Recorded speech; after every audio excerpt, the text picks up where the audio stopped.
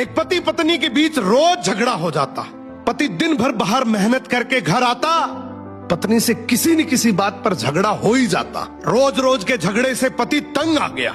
एक दिन उसने अपनी पत्नी को प्यार से समझाया कि तू रोज मुझसे लड़ा मत कर। तो पत्नी बोली, क्या करूं, मुझे गुस्सा आ जाता है, मैं अपने गुस्से को कंट्रोल नहीं कर पाती हूं। पति ने तरकीब लगाई, कुछ कीलें लाकर अपनी पत्नी को दी और बोला, तुझे जब जब गुस्सा आए इसमें से एक कील इस दीवार पे ठोक देना। अब शुरू में पत्नी ने वैसा ही किया। जब उसको गुस्सा आता वो दीवार पे एक कील ठोक देती।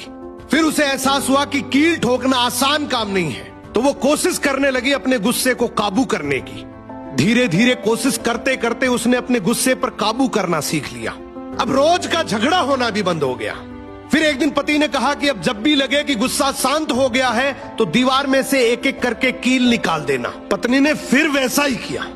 जब उसे लगता कि उसका गुस्सा शांत हो गया है, वो अपने गुस्से को कंट्रोल कर पा रही है, तो वो दीवार में से एक कील को हटा देती। अब समय के साथ दीवार से कीलें तो सारी हट गई, लेकिन उन कीलों से दीवार पर हमेशा के लिए बहुत गहरे निशान पड़ गए।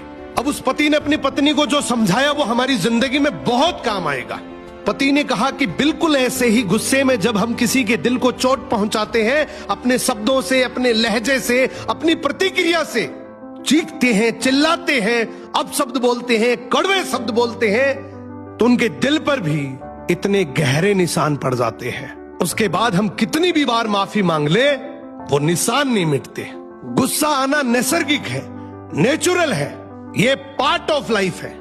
लेकिन इस गुस्से को कंट्रोल करना, इसको काबू करना, ये एक आर्ट ऑफ लाइफ है, ये एक कला है।